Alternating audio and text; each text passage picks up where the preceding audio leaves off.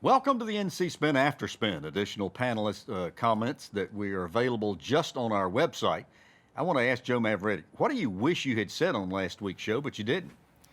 Well, last week we talked a little bit about the North Carolina School Boards Association and local school board decisions. I've been watching the School Boards Association for several years now, and I think they need new leadership. This is a time in North Carolina where the School Boards Association ought to be front and center, talking about what's going on in our K-12 schools, in either opposition or an agreement with the NCAE or other activities.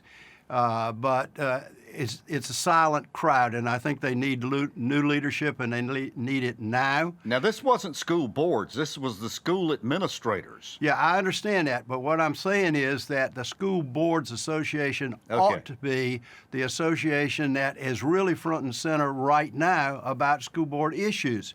When you think about the School Board Association, it is populated by one of the largest, if not the largest group of elected officials in North Carolina. Mm-hmm. Huge group of people with lots of local support, and they ought to be the leader in North Carolina K-12 development, in experimentation. They ought to be the strategic thinkers for education in North Carolina.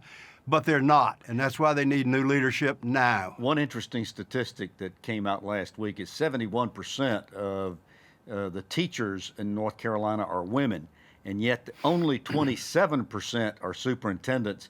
And while the number of principals, female principals, is growing, it's still not nearly on par or representative.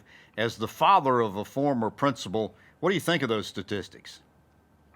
Well, I think they're realistic, number one. And number two, I think, again, it tells you that there should be strategic thinking and there should be strategic planning with the School Boards Association to address issues like this rather than letting it happen stance. Or in public, yeah. Well, thanks for watching the After Spin. We'll have more video all during the week on ncspin.com.